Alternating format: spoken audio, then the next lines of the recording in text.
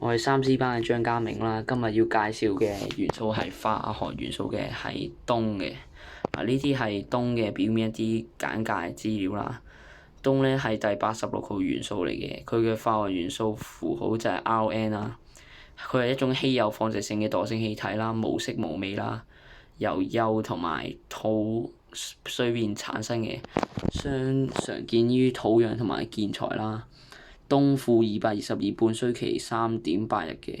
係室內致癌嘅污染物啦，係對人體有害嘅，但係都可以同時用於治療癌症啊、放射治療啊、地質偵測啊等等。密度佢係喺所有元素入邊最高嘅，同沸點最低嘅已知氣體嚟嘅。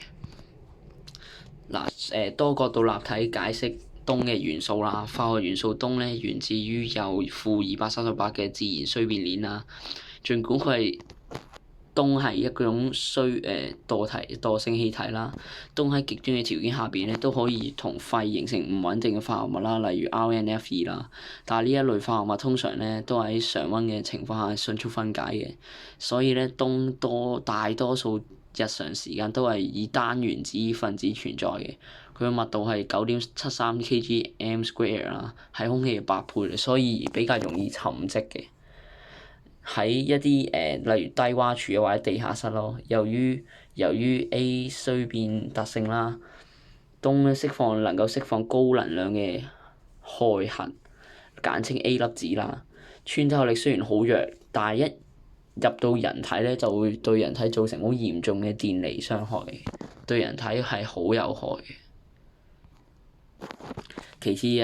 講解一下歷程同埋歷史應用啦。因為科學家發現咗氦之後啦，就開始充滿咗科學嘅競逐色彩。喺1900年啦，德國物理學家啦弗里德里希多恩啦喺研究鐳元素時咧，發現咗佢釋放一種放射性氣體啦，命名為間射氣啦。1908年啦，英國化學家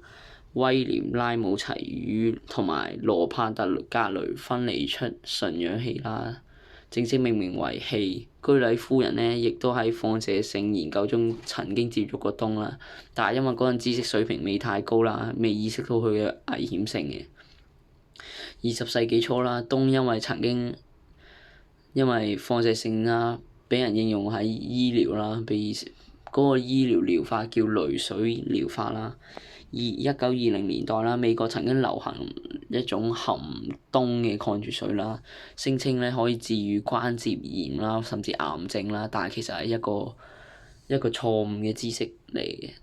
因為嗰陣知識水平未太高啦。二戰期間啦，美國曼哈頓計劃啦，利用氡監測鈾礦嘅濃度啦，而隨住輻射危害嘅認知啦，知識水平上升啦，所以1980年代就醫療應用全面終止咗啦，淨係保留於地質研究領域啫。其次，氡都有具備嘅獨特嘅雙面性啦，亦係自然界嘅放射性試劑啦，都係無形嘅健康殺手嚟嘅。佢嘅衰變產物啦，鈷8、鈷啦、鉛214等都會附住一啲塵埃，吸入之後沉積喺支氣管度嘅，就會直擊廢棄細胞嘅 DNA 啦。世界衛生組織嘅統計啦，氡暴露嘅全球3至14% 嘅肺癌病例啦，每年約2.1萬人啦，就係因為咁而死嘅，成為空氣污染第2大死因啦，僅次於吸煙嘅等等啦。現代社會方面啦，即係應用方面啦，就係喺科學領域啦，地質學家會利用氡濃度探測鈾礦位置啦，環境科學家會透過土壤氮排放監測板塊活動啦。民生方面啦，氡已經係建築安全嘅標準嚟嘅。美國環保署建議室內濃度要低於某啲水平嘅。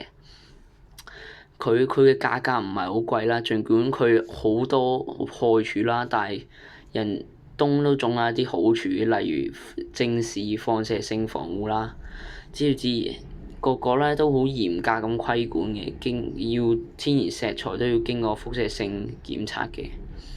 瑞士甚至開發出氡療養艙啦，只要利用氡啦刺激免疫系統嘅等等啦。感謝你嘅聆聽，多謝。